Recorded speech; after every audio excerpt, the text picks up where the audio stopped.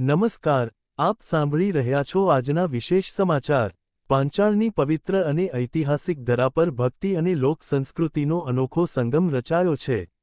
ગુજરાત સરકારના રમતગમત અને સાંસ્કૃતિક વિભાગ દ્વારા આયોજિત ચોટીલા ઉત્સવ 2026નો માં ચામુંડાના સાનિધ્યમાં ભવ્ય પ્રારંભ થયો છે।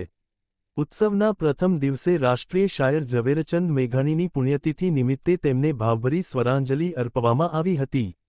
રંગ મેઘાણી કાર્યક્રમ અંતર્ગત અમદાવાદના કલાકારોએ મેઘાણીજીની અમર રચનાઓને આધુનિક ફોક ફ્યુઝન શૈલીમાં રજૂ કરી શ્રોતાઓને મંત્રમુગ્ધ કરી દીધા હતા।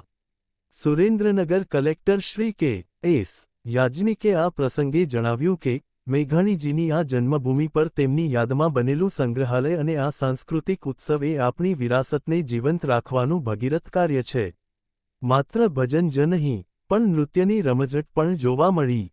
થાનગઢના પાંચાળ રાસ મંડળનો હુડો રાસ, ભાવનગરના પ્રાચીન ગરબા અને ડાંગના પાવરી નૃત્યએ પ્રેક્ષકોમાં ભારે આકર્ષણ જમાવ્યું હતું।